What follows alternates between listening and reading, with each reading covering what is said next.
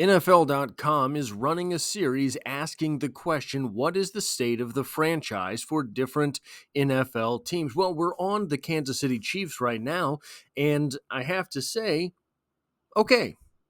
In an article titled State of the Kansas City Chiefs, Patrick Mahomes and Company to author unprecedented Super Bowl three-peat, the author asks several questions about the Kansas City Chiefs, and where I want to start is actually where this article ends.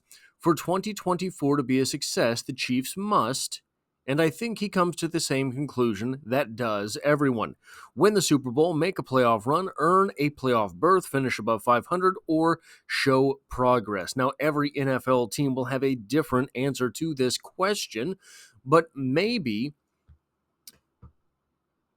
4 teams in the NFL there are for whom this question should absolutely be win the Super Bowl. It's a Super Bowl or bust. And the author goes on to conclude just that and justifies it with the following. Duh.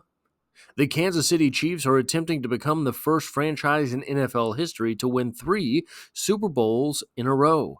The last time a team came close to accomplishing this feat, when the Cowboys went back-to-back and then lost to the 49ers in the 1994 NFC Championship game.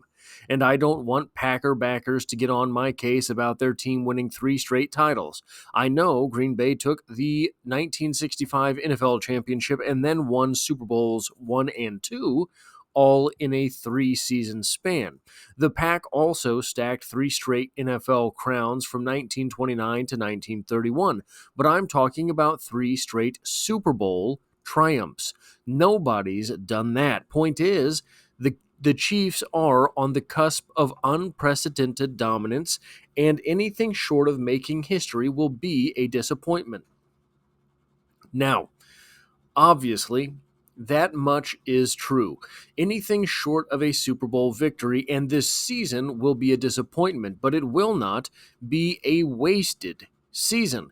If you look at this team from the top down, there is only one mercenary player on this year's roster. That mercenary player being Marquise Hollywood Brown, the only player of consequence to come in, sign a 1-year deal, and maybe be on his merry way at the conclusion of the season.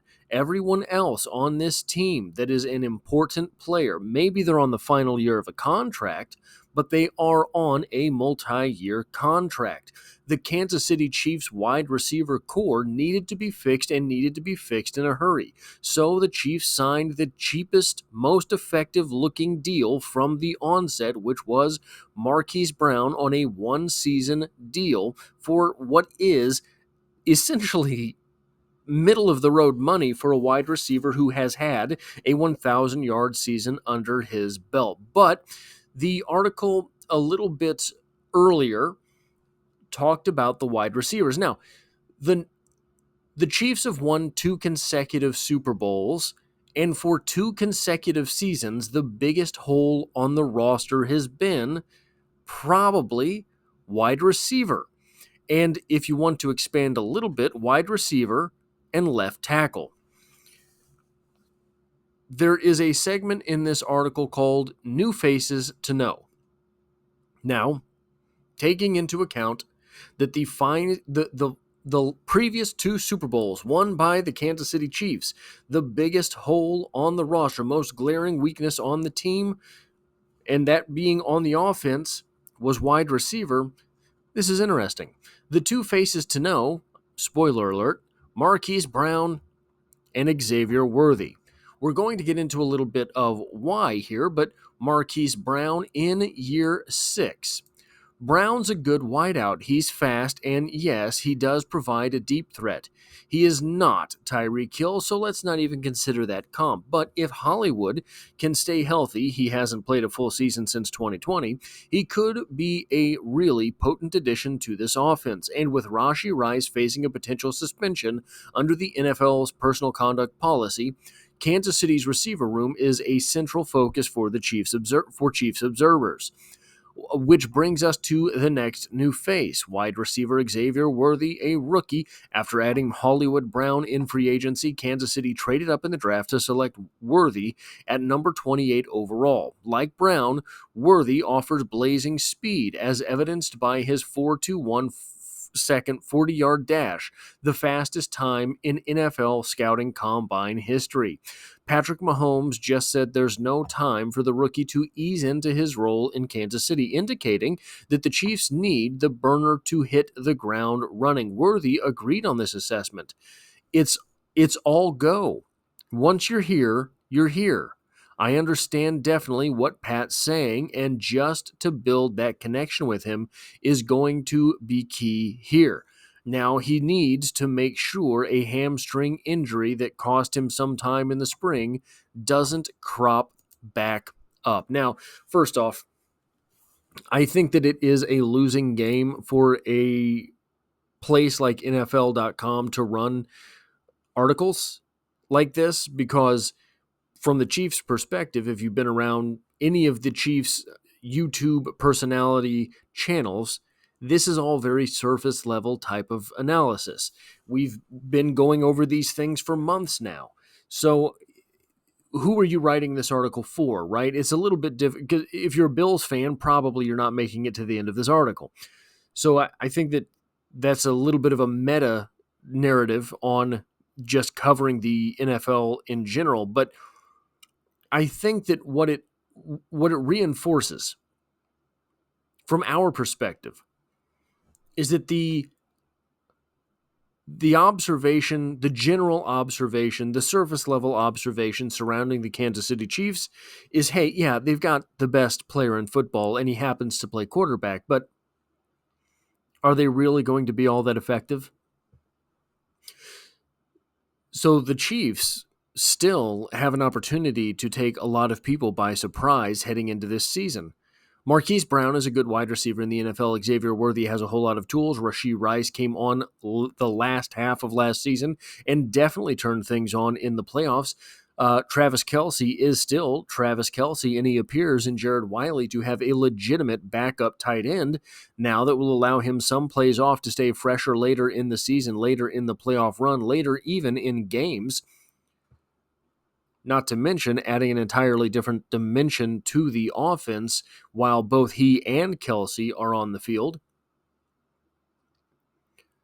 But I think if the Kansas City Chiefs season truly is Super Bowl or bust, and it is, and the Kansas City Chiefs' biggest weakness last season during a Super Bowl title run was the wide receivers, and it was, articles like this make it clear and evident and obvious just how much the Kansas City Chiefs should be favored for this Super Bowl. But look, one thing that's difficult is being so close to the fandom, right? That we lose sight of some of the things which are more obvious, even obvious enough to be picked up from a national perspective. We get into the fact that, man, that defense really was good last season and L'Jarius Sneed is gone. We get into the fact that, yeah, this offensive line, man, there's not a whole lot of sure things at the left tackle position. We get into the fact that, man, those wide receivers were really weak last season, and the only thing that we've done is add a speedster in 4.27 running Hollywood Brown. And yes, I was called out in the comments a couple days ago. Do you think he still runs the 4.27? I don't know, but he still has a lot of speed, and that's evident on film. All they did was add that little oft-injured guy and little oft-injured, maybe not oft-injured, but has been injured at the college level, Xavier Worthy as well, who weighs approximately the same as 2 boxes of Bounce dryer sheets. So we get very close to these things, and the small problems look a lot bigger.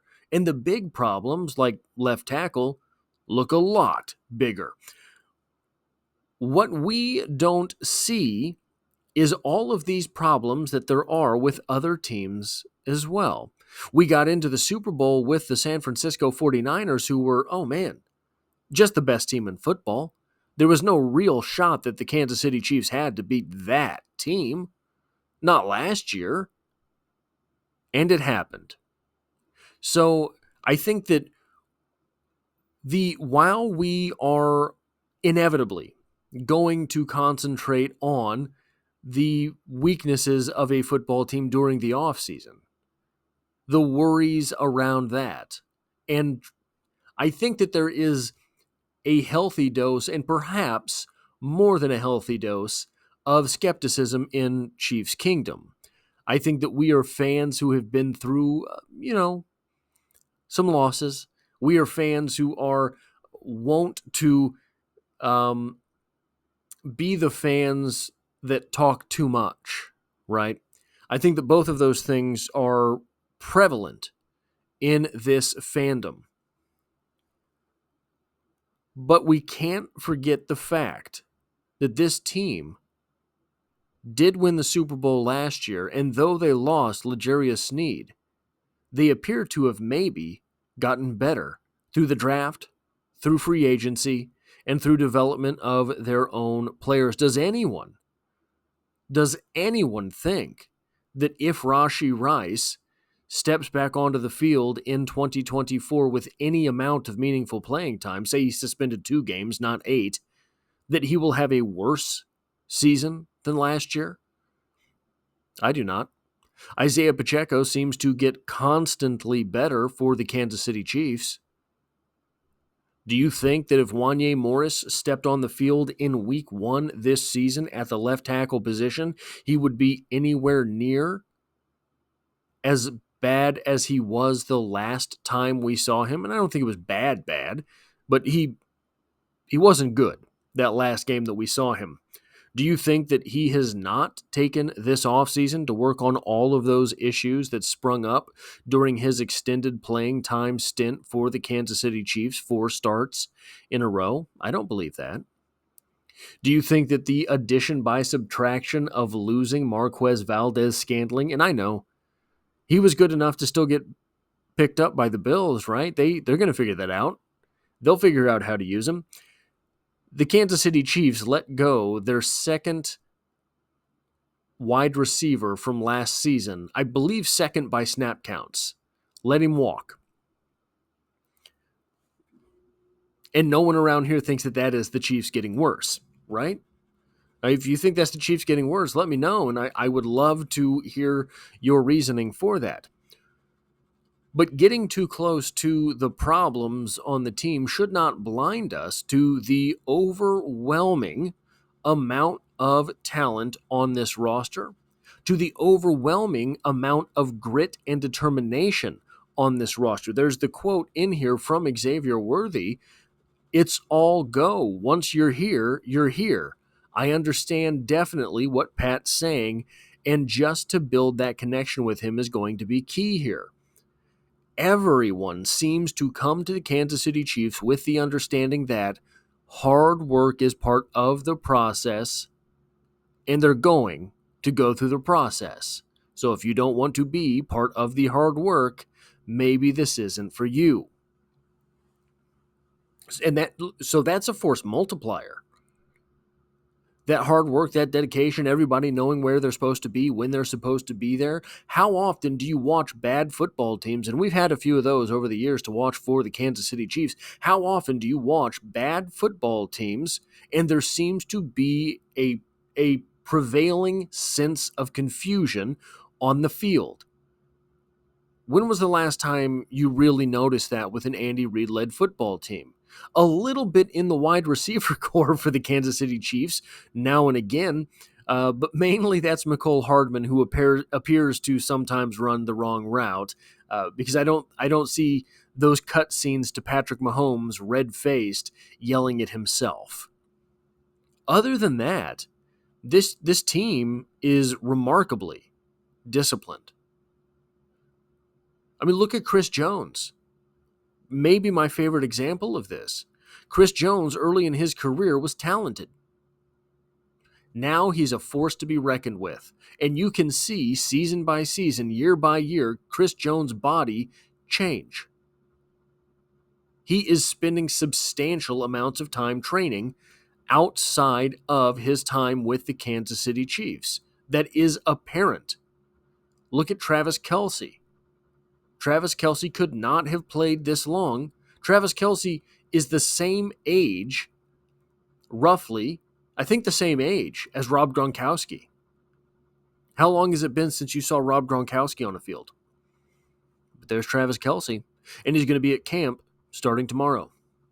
That's all I have for this video. If you like or appreciate what it is that I do on the channel, hitting the like button really does help me out, as it tells YouTube to share this video with other Kansas City Chiefs fans. And if you find yourself here by chance but not design, the Kansas City Chiefs are the only thing I talk about on this channel. So consider hitting the subscribe button to stick around for more. And as always, I hope to have you back for the next one.